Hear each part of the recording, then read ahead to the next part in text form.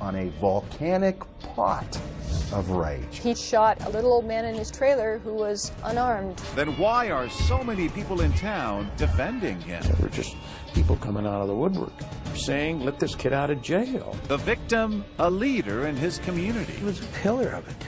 He owned his own business.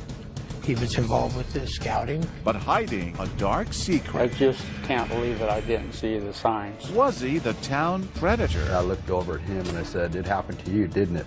Are we supposed to just turn our backs while this guy's going around and raping children? They were doing nothing. Aaron did something. A vigilante or a hero? He said that he wanted him to suffer like the people that he had made suffer for many years. He needed to be stopped. Breaking Point. Welcome to 2020 on ID. I'm John Quinones. Everyone has their breaking point, the moment when they can't take it anymore, and they do something they never thought themselves capable of. Aaron Vargas knows that all too well. He had struggled with a dark secret since childhood, until one February night when he erupted into violence. A man lay dead, and a community was forced to weigh one crime against another. As Chris Cuomo first reported in 2010, it would take months to unravel what had caused the tragedy, and even longer to determine if Aaron was truly to blame. At the end of this dark, winding road through the redwoods just outside the small seaside town of Fort Bragg, California, a single shot rang out in February 2009. 911, what are you reporting? A frantic call comes in from a woman who says her husband has been shot. Sergeant Greg Van Patten, a detective with the Mendocino County Sheriff's Office, races to the scene. So I received a phone call from the Mendocino County Sheriff's Office Dispatch Center. 1016, go ahead.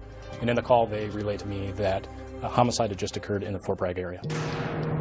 At this trailer nestled in the woods, sheriffs find 63-year-old Darrell Ray McNeil lying on the floor. Standing nearby is Darrell's wife, Liz.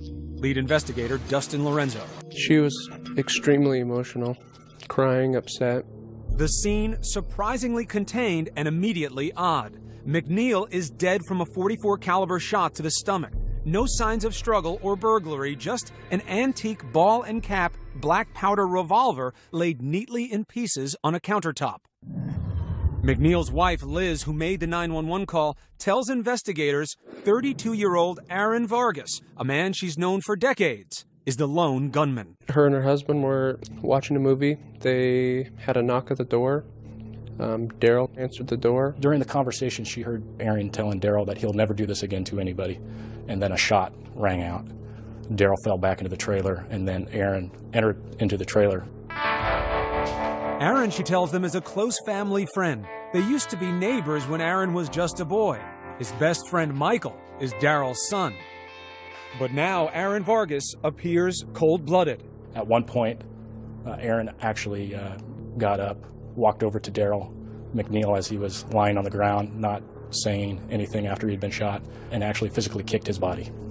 He wanted to stay at the trailer and ensure that Darrell McNeil died. He said that he had gut shot Darrell because he wanted him to suffer like the people that he had made suffer for many years. Then, Liz says, Aaron reveals a horrific secret he'd kept for 20 years.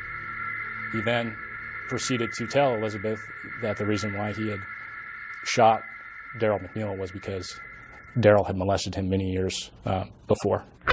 Aaron flees the trailer, and then the young father and part-time construction worker goes to the home of his parents, Bob and Robin Vargas. I got up and answered the door. He just stood there a couple steps in the doorway. So I looked back at him, and he said that he had shot Darrell and that he wanted to tell me he was sorry and tell me goodbye. Simple as that. Mm-hmm. Did he seem in shock? Definitely. He was in shock. And I just sat him down and put my arms around his neck. And that's when he told me Darrell had molested him. Aaron tells his parents the abuse started when he was just 11, during a fishing trip with Darrell and his friend Michael. Any question as to whether or not your son was coming up with a story about why he did it? No, Aaron's a very honest person. He's not going to make up a story about anything. Being abused is kind of a weird story to tell anyway. Could have come up with 100 other excuses. It's not something I don't think he ever wanted to tell anybody. The news is stunning. The revelation of the abuse and the sting of betrayal. Daryl, a man they counted as a friend. Daryl McNeil, who owned an appliance store frequented by everyone in town, was seen as an all-around good guy. Known as friendly and social, he volunteered as a big brother and led the local Boy Scout troop. To the Vargas family, he was a kind and generous neighbor. He seemed like a straight-up guy. Trusted part of the community? Right. You never heard him cuss. You never see him drink. Never saw him angry. Always friendly. I just can't believe that I didn't see the signs. I just can't believe I didn't. You feel that you should have seen this? I do. But the same man now confessing his haunting past is barely recognizable from the son they know. Has your son ever been violent in the past? Do you know him to have a reputation for violence? No. Anyone that knows Aaron will tell you he's a sweetheart. Gunplay is not something that has been in his life as a way of expressing anger. No. So this was an extreme thing for him to do. Very extreme. His parents say Aaron had everything in front of him. A baby girl he adored and a fiancée he was preparing to marry in just 2 weeks. Why, they wondered, had he risked all that? I told him, why didn't you come to me? I hollered at him. I was upset. I said, who's going to raise your daughter? Who's going to take care of her family now? But while the questions behind the mysterious slaying mount, flashing lights of the sheriff's investigators appear at the end of the driveway. A figure in the darkness started to approach the patrol units, and at that time they recognized that it was Aaron. They went ahead and ordered him to the ground and effected an arrest. At the sheriff's office, Aaron, according to investigators, is not nervous. He was cool, calm. He was normal, just like you'd speak to anybody else at 11 or 12 o'clock at night. Investigators smell alcohol on his breath. Aaron, they find out, is heavily intoxicated. I sat down across the table from him, and I began reading his rights. You have the right to remain silent. Do you understand? I'm going to use that one. He interrupted me about halfway through and stated he didn't want to talk to me and would like to speak with his attorney. Aaron is booked that night and charged with murder. As he sat inside a county jail, his inner circle of friends and family learn of the shooting and the secret relationship between the two men. Aaron's younger sister, Mindy, gets the call late that night. My mom got on the phone and she said that Daryl was dead and that Aaron had just been arrested and that Daryl had abused him. Could you believe it? No. I was a total shock. Aaron is probably the kindest, most selfless, compassionate person I know. But this wasn't just about childhood abuse. You have to ask yourself, why did the violence happen on that day and in the way that it did? When we come back, a phone call from out of the blue changes everything. This town will never be the same. Stay with us.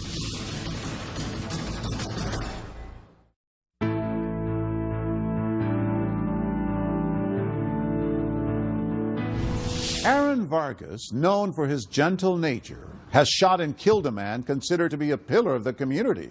He's confessed to the murder, but claims Daryl McNeil had been abusing him since childhood. What really happened between the two men, and what caused Aaron to snap? Here again, Chris Cuomo.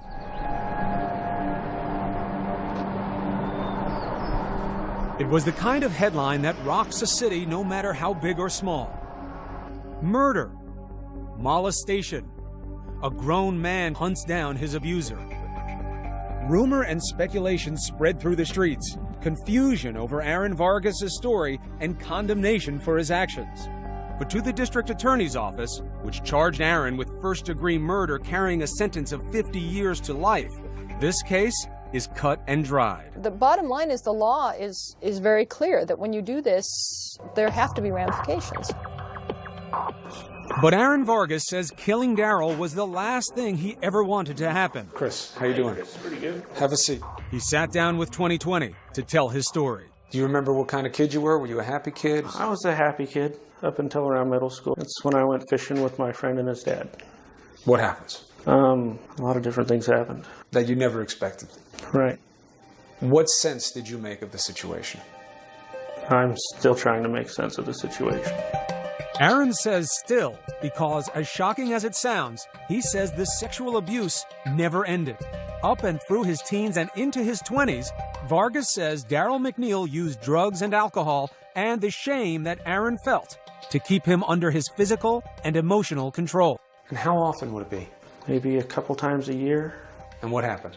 On a fishing trip, again, and we were drinking. And I was half asleep, probably almost sleeping, and he kept rubbing my leg, you know, trying to get a hand on my junk. And finally I got mad, and I kept telling him, no, stop, don't do it, and he kept trying. And how did you see him? Was he your friend? Who was he? He was like a friend. I mean, sometimes he'd be normal. He'd just go fishing. It'd be fine. Nothing would ever happen. And then he'd just have another side of him come out. And what was that other side? How would he change? He would just be persuasive and needy and persistent, and he would just wait until you're totally plowed. He'd get you real drunk and try to take advantage of you. And when that moment came where he would put himself on you,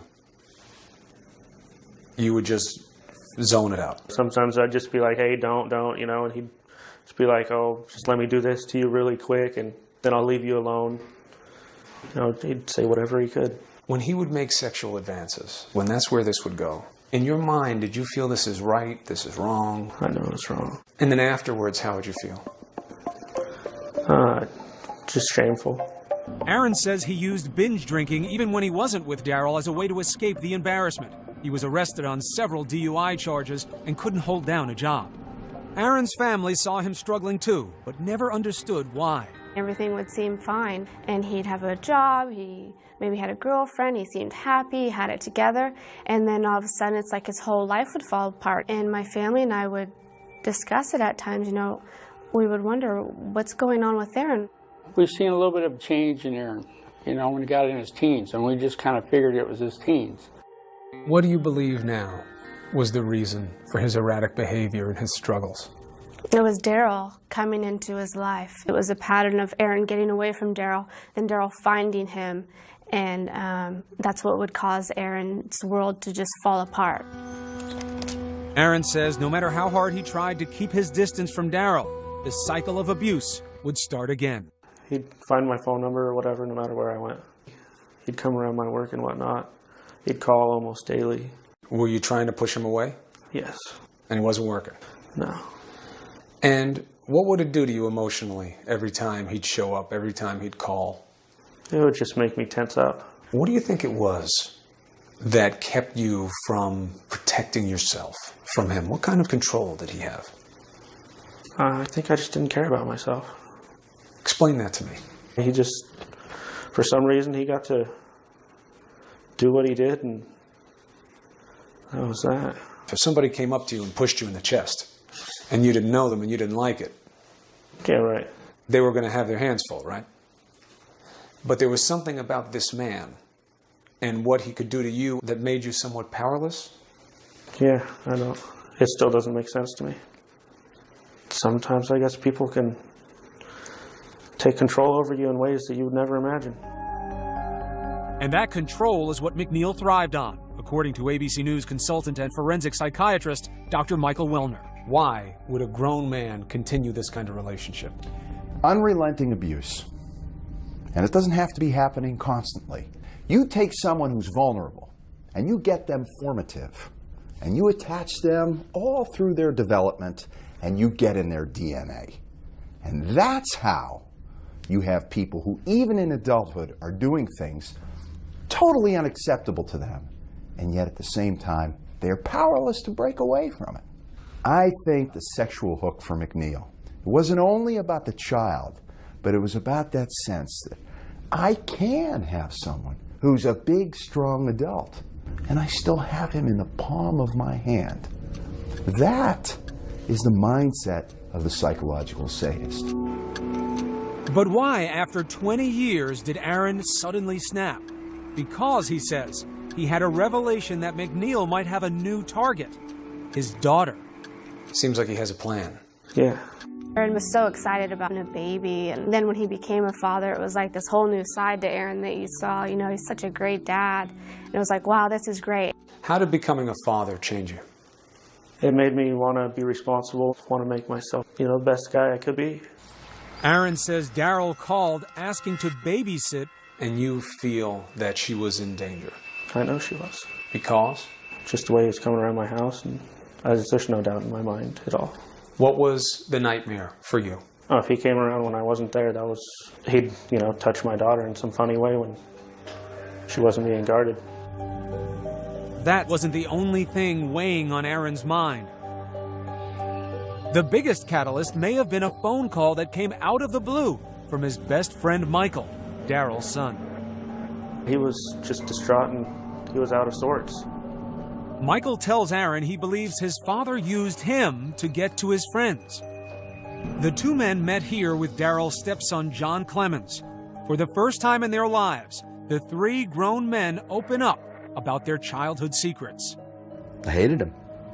Never forgot about what he was doing to me. John Clemens says the molestation by his stepfather started around age 10 and continued until he was 14, when he decided to stand up to him. I finally realized that what he was doing to me was wrong. I basically told him if he ever touched me again, I would beat the crap out of him. While the two brothers, John and Michael, speak, Aaron quietly. I looked over at him and I said, "It happened to you, didn't it?" Aaron didn't say anything. He nodded his head yes. This was the first time you had ever heard that you weren't alone, right? Right. And this would also be the first time that you would ever admit that you were a victim, right? Yes.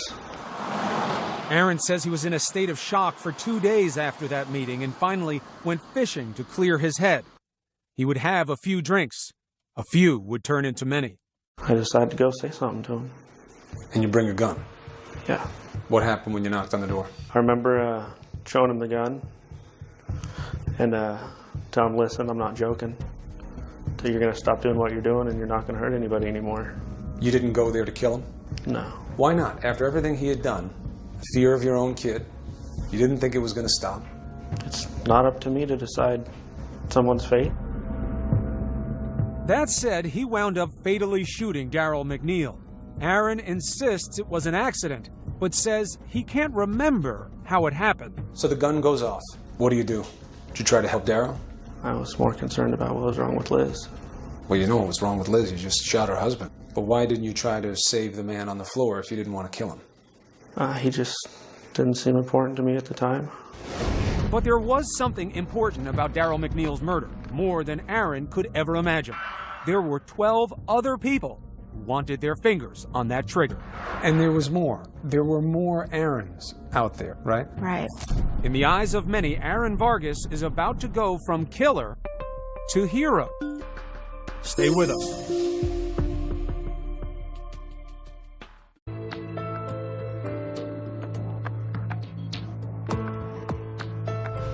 Aaron Vargas has admitted he killed Daryl McNeil, but it soon becomes clear this story doesn't involve just these two men. New allegations are about to surface that'll shock the community. Once again, Chris Cuomo. With Aaron Vargas behind bars charged with murder, investigators and the entire town of Fort Bragg are struggling to grasp his story. That a man named Daryl McNeil had abused him his entire life. Was McNeil really the monster next door? Paul Clark runs the local Century 21 agency where Daryl worked part-time. Hard-working guy. You could ask him to do anything, he'd be there to do it. The neighbors asked, "Well, you knew, didn't you?" And know what? No. I moved here in 1976 and been around, and until the day after, never a word. But Aaron's story was about to get a lot more believable. Within days of the arrest, the phone at the Vargas family home starts ringing. The stories on the other end of the line are from men who knew Daryl, confessing that they too had been abused. Now in their 30s and 40s, each had kept the secret for decades. One of the first calls comes from Todd Rowan. What did you think when you heard about the Aaron Vargas situation? There was some relief there. Nobody's going to get hurt anymore. Why was it important for you to come forward? The guilt. Of what? Of knowing what this man had done to me. Who was this man? Daryl McNeil. And what had he done to you? Molested me. Sexually molested me. He knew what he was doing. I knew exactly what he was doing. And I knew it was wrong. But how can something that feels so good be so wrong? Todd was part of the Boy Scout troop led by Daryl within the Fort Bragg Mormon Church. He says the abuse started at age 15 and went on for 6 years. I didn't develop normally because that preyed upon me. I carried it for a long, long time. And what would he wind up taking from you? My whole life. Mindy Galliani, Aaron Vargas's younger sister, says stories like Todd Rowan's, 12 in all, trickle back to their family.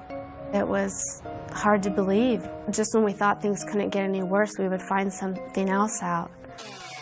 That something came from inside Daryl's own family. Remember John Clemens, Daryl's stepson, who met with Aaron just 3 days before the shooting? John's mother and Daryl's ex-wife, Ginny Cotilla, learned of her son's abuse in the early 90s. Enraged, she went straight to the Fort Bragg police.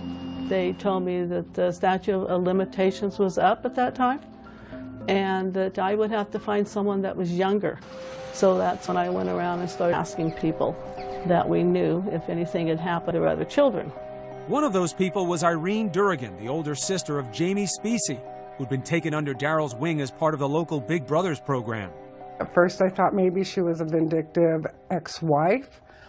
It wasn't until that Jamie came to my house and I asked him point blank. And he broke down and told me what had happened to him. From age 9 until 17, Jamie claimed he had been molested by Daryl on fishing trips. Jamie was the one that was the youngest. And as he got older, his moods changed. He couldn't deal with life. Irene tried to convince her now 23-year-old brother to go to the police, but he refused. Jamie said, "No, I can't." And I was like, "Why not?" And he said, "Because I don't want to be labeled." But Daryl's ex-wife, Ginny, was determined to collect more evidence. She says she even searched Daryl's home and made a shocking discovery: nude photos of young men and boys. Who takes a picture of a nude male with an erection? You don't do that. You don't do that unless something's wrong, something's going on. Armed with the photos and Jamie Specie's name, she returned to the police. I did what you're supposed to do. You go to the law. So I went to the police department with him. I was told it wasn't enough. And the police officer told me I needed to be careful about what I said because I could be sued for slander.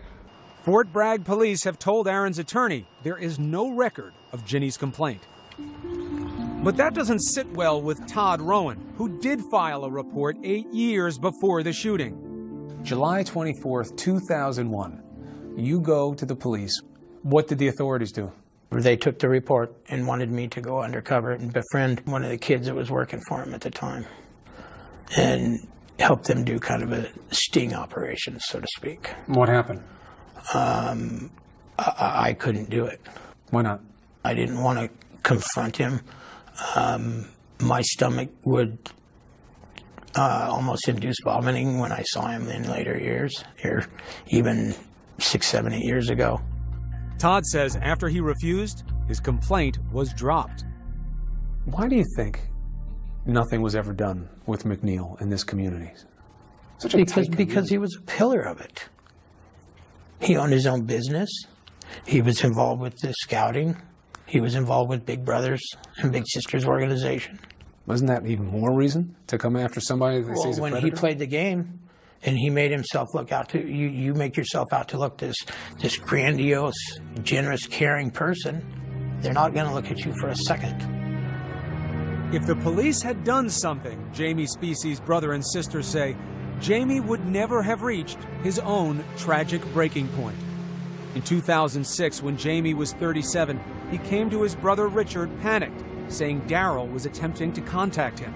He says, you know, this man keeps bothering me. He keeps threatening me. He says, you've got all my guns in your safe. I need one of my guns. I should have saw it. 4 days later, he shot himself in the head. I didn't listen. But now the entire community was listening, and one after another, alleged victims of Daryl McNeil were stepping forward. The stories do sound very similar when you read through the declarations. Yeah, they do. What does that mean to you? It means that Daryl had this way of preying on these victims, and he had mastered that, and he would do it over and over. You know, it's one thing when someone's a pedophile, and you can see that they target the young, and they target a certain age group and a certain look. But these people were targeted for collection, preying upon the young and holding on to them through their adolescence and into their adulthood. He was very manipulative. He used his home as a place for these kids to come to and get away from mom and dad, you know, take drugs, drink alcohol, party, and do sexual favors. And pretty soon, these kids become unable to do anything. But they had feelings about it, bad feelings, angry feelings, but they kept them under control, and he softened those feelings in very positive ways, and that was part of how he groomed and manipulated these victims even after they became men. First, Daryl's secret web of abuse. Now, missed opportunities by police. This is Mindy Galliani. Mindy takes the outrage public. About the radio program. Any t-shirt orders? From protests and petitions to media appearances and fundraising, the single mother's grassroots campaign to tell her brother's story takes off. Tom Hudson, Aaron's defense attorney, couldn't believe it. The community just stood right up. And next thing you know, the family and their friends are out on the corner with signs, and people are coming over to them. I've never seen it before. Never, just people coming out of the woodwork. They were saying, let this kid out of jail. They don't think he should have to serve a prison time, that he's suffered enough in his life, that he needs to be able to have his own family and be able to heal. And I think the community, after realizing the number of young men that have come forward, they're in support of him. They don't think he should be a victim any longer. A town once skeptical is now, it appears, backing a murderer. But not everyone in Fort Bragg is ready to parade Aaron through the streets. There is always two sides of a story, and there is another side to the story, for sure. What was the relationship between these two men really about? That's next.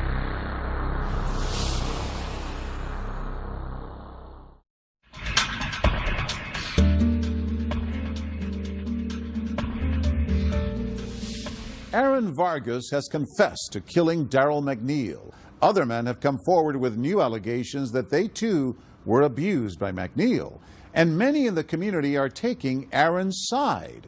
But so far, that argument doesn't sway prosecutors from building a case for murder.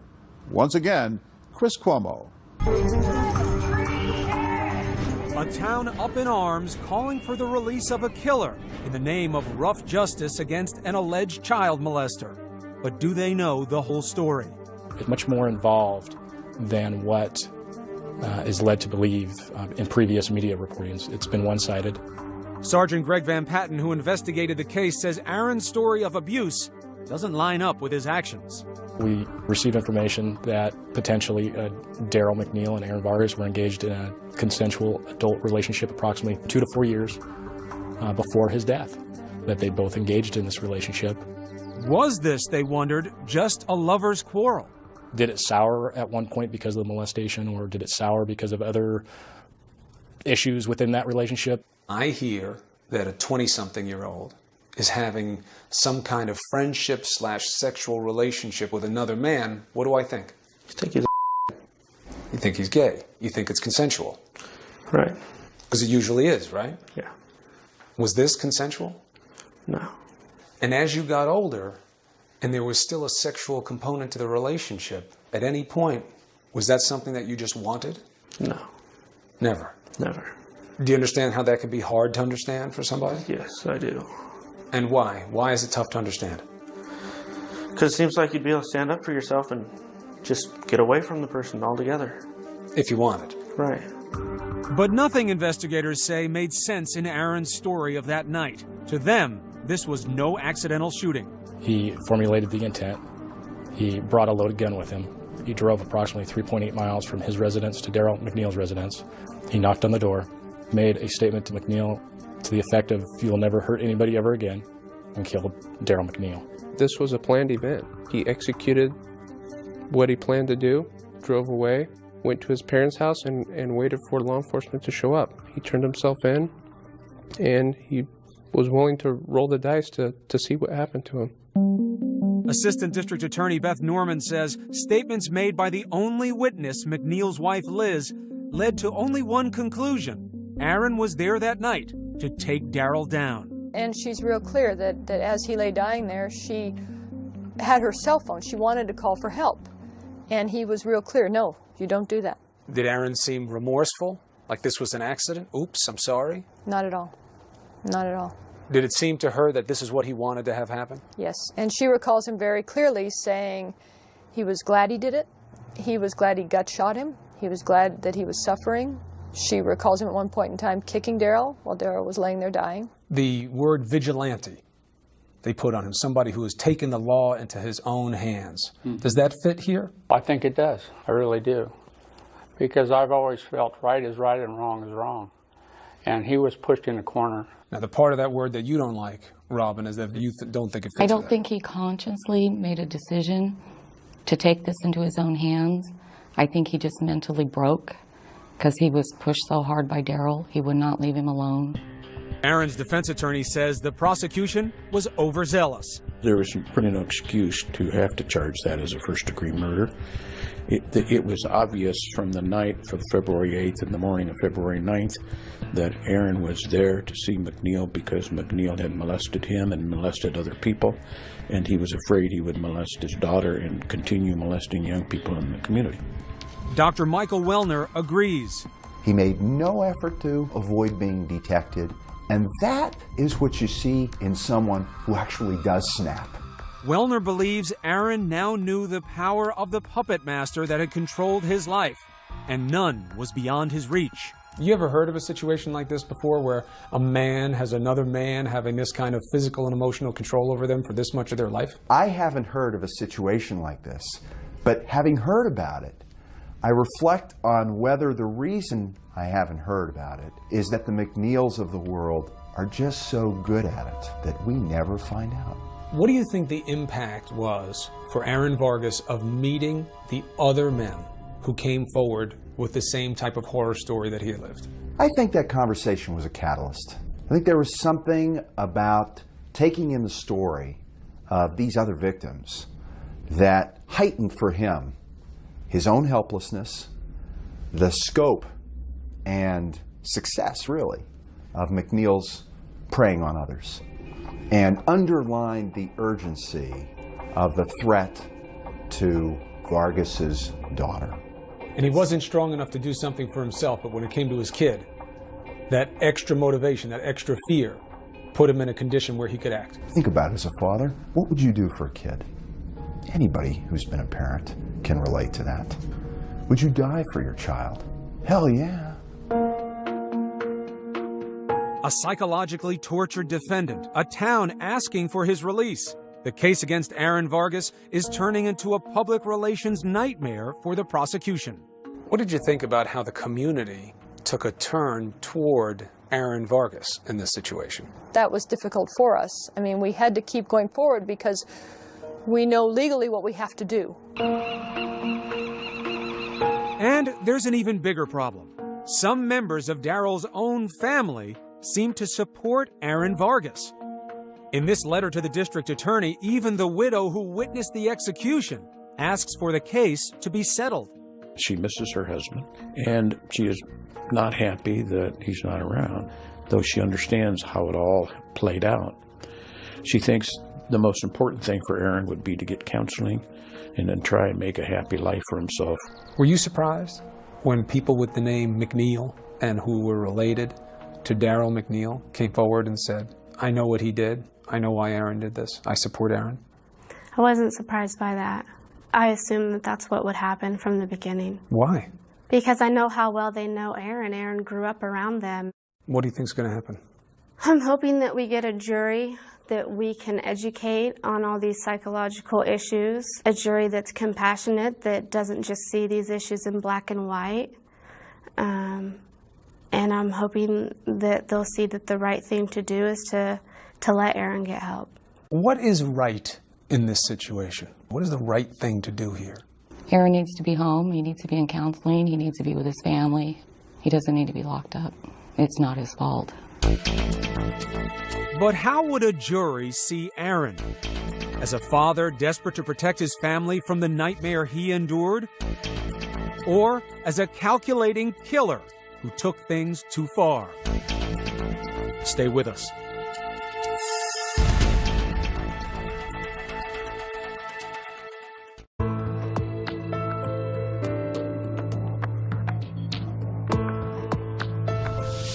More than a year has passed since Aaron Vargas's arrest for murder. Soon, a jury will have to decide. Is he a vengeful vigilante who gunned down Daryl McNeil in a calculated rage? Or a young man in the grip of a sadistic predator who pushed him to the edge? As Chris Cuomo reported, Aaron's family can only hope that the jury will see the same person they do. So what do you want people to know about your brother? Because the headline reads, man murders a man that he says was his abuser 20 years ago. I want them to know that Aaron was just trying to get somebody to leave his family and other people alone. He was just trying to scare somebody into not abusing kids anymore. You don't think it's premeditated murder? Not at all. If it was premeditated murder, Aaron would have took him out on a fishing boat out on the ocean. And it would have been an accident. 20 years of abuse went by and he didn't try and seek vengeance on this man. He's not a vengeful person. He didn't go over there with the intent for somebody to die. What is the hardest part for you emotionally in seeing your brother in jail and thinking about what might happen to him? That he doesn't deserve it.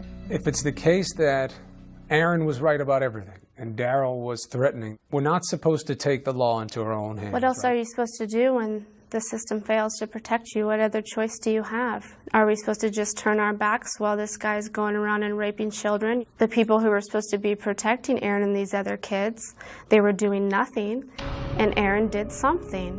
We don't feel that it is right for Aaron Vargas to have come to the decision that he is the judge, the jury, and the executioner when it comes to Daryl McNeil. With feelings so hot in the small town, prosecutors decide getting 12 impartial jurors is a long shot. They drop the first-degree murder charge and offer Aaron an 11th-hour plea deal, voluntary manslaughter, avoiding a life sentence. We allowed him to plead to the manslaughter because we believe his past affected his mindset on that night. This was a solid middle resolution for us. And I think it's something that the jury, 12 people, all 12 would have been comfortable with. Suddenly, all of the anxiety, all of the frenzied efforts to prepare for trial were over. But the questions a jury might have answered remain. I think everybody's been victimized at one point in their life. And at one point, are we going to say that it's acceptable for you to go out there and take another person's life because of something bad that's happened to you? And there is a criminal justice system. There's a reason why there is a criminal justice system. So I wouldn't call him a hero, but that's just me personally. You see yourself as a hero? No. Are you a vigilante? No. Just somebody that wanted a guy to stop. They couldn't be stopped. You really believe he could not have been stopped any other way? Not unless the police would have arrested him. You didn't give him the chance, though, did you? They had plenty of chances. So do you believe you belong here? No. Why not? Because if the law doesn't work, it doesn't work. Why you? Why do you get to decide just because the system's broken? The system you did not go to, by the way. Right. Why do you get to say, well, the system's broken, so I had to do it? Well, like I said, I didn't go there to shoot the guy. I went there to warn him off. But you wound up shooting him. Yeah. Do you regret it? Yeah. Did you feel like this needed to be done? He needed to stop. That's for sure. He didn't need to be shot and killed, but he needed to be stopped. He was actually damaging people, and it wasn't a game anymore, you know? He played his whole life like it was a game. He just wasn't going to keep going, and we weren't going to be little puppets anymore. He could receive up to 10 years in prison, or he could walk away a free man. Whenever Aaron is released, Fort Bragg will likely welcome home a controversial hero. When that boy gets out, I'm going up and shake his hand. I'm going to give him a big hug and tell him if there's anything I can do for him. The rest of his life, I'll be there for him. I don't want to praise Aaron for what he did, but Aaron did what he felt was right to save himself. He's still alive. He can go through therapy. He can get the help he needs. My brother's not alive, and all I have is memories. I'm sorry. All I have is memories of Jamie. Some still feel Aaron should have faced a jury of his peers. There's no one that's for sexual abuse. Absolutely no one. No one would ever say that. But the fact that Daryl was murdered without his day in court doesn't set well with a lot of people. How should Aaron Vargas be seen? Is he a hero? No. What is he? I think he's somebody who acted out without thinking. He took a loaded gun and shot a little old man in his trailer who was unarmed. I don't know how that's a hero. Aaron's sister Mindy doesn't see her brother's plea deal or sentencing as an ending, good or bad. To her, this is just the beginning of a long road to recovery. Daryl got off easy because his victims are still here and all their families are still here. And there's a lot of pain that's still going on. It's just something that they'll have to deal with for the rest of their lives. I think he got off easy. We're having to deal with his mess. Aaron Vargas was sentenced to 9 years in prison. He unsuccessfully appealed that sentence and is scheduled to be released in 2017. I'm John Quinones. Please join us next time for another edition of